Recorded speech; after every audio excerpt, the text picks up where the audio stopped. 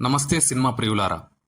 రీసెంట్గా ఓటీటీలోకి వచ్చిన సుందరం మాస్టారు అనే సినిమా గురించి చెప్పుకోవాలంటే, బ్రిటిషుల కాలంలో వారి చేత ఇబ్బందులు పడ్డ మిర్యాలమెట్ట అనే ఒక గ్రామం వారికి ఆంగ్లం నేర్పించడానికి ఒక మాస్టారు కావాలని చాలా సంవత్సరాల తర్వాత ఆ ప్రాంత ఎమ్మెల్యేకి ఒక లెటర్ రావడంతో ఆ అడవిలో నివసించే ఆ ప్రజల్ని ఎలాగైనా తమ నియోజకవర్గంలో కలుపుకోవాలని మరియు ఆ కొండల్లో ఏదో విలువైన సంపద ఉందని గ్రహించి ఆ సంపదని దోచుకోవాలని చూస్తుంటాడు.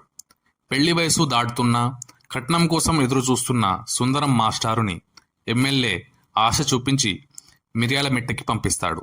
ఆ తర్వాత ఎలా సుందరం మాస్టారు ఆ ప్రాంతానికి వెళ్ళి వారితో ఇబ్బందులు పడ్డాడు, ఎలా వారితో మమేకమయ్యాడు అనేది ఆహాలో స్ట్రీమింగ్ అవుతున్న సుందరం మాస్టారు అనే సినిమాను చూడండి, చూసి ఆనందించండి. ఈ సినిమాలో పాజిటివ్ విషయాలు మొదటగా మాట్లాడుకోవాలంటే కథ చాలా బాగుంది.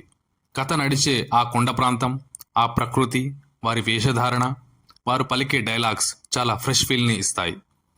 బీజిఎం మరియు సెకండ్ హాఫ్లో వచ్చే సాంగ్స్ చాలా బాగున్నాయి.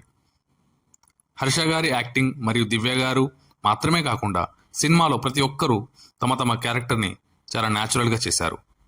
కథలో ఉండే క్యారెక్టర్స్ అమాయకత్వం కానీ, బయట ప్రపంచంలో మనకు తెలియకుండా మనం భారంగా మోస్తున్న ఎమోషన్స్ని ఎలా డీల్ చేయాలో డైరెక్టర్ చూపించిన విధానం చాలా బాగుంది.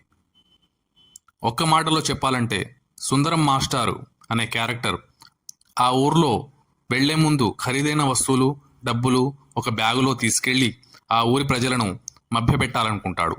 కానీ చివరికి తను ఏదైతే విలువైన వస్తువులు అని అనుకున్నాడో వాటిని వదిలేసి గుండెల నిండా ప్రేమ, అభిమానాన్ని నింపుకొని తిరిగి వెళ్ళేటప్పుడు అనవసరమైన భారాన్ని వదిలేసే సన్నివేశాన్ని చాలా బాగా చిత్రీకరించారు.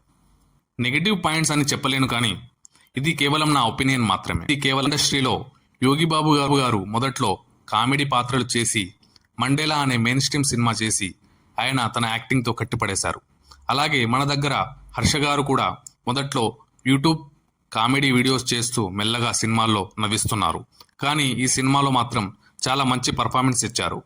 హర్ష గారు ఇక ముందు కూడా ఇలా మంచి సినిమాలు చేస్తూ మనల్ని తన యాక్టింగ్తో ఇంప్రెస్ చేయాలని కోరుకుంటున్నాను.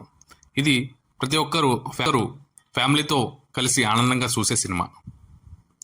నేను ఈ సినిమాకి ఇచ్చే rating 3.5 star out of 5 star. నా dopamine level rating 60 ml out of 100 ml. నా రివ్యూ కనుక మీకు నచ్చినట్లయితే లైక్ చేయండి, షేర్ చేయండి మరియు మీ విలువైన అభిప్రాయాన్ని కామెంట్ రూపంలో తెలియజేయండి. చిరిగిన ప్యాంట్ వేసుకో కానీ కాకతీయ కథలు అనే ఈ ఛానల్ని సబ్స్క్రైబ్ చేసుకో. జై హింద్.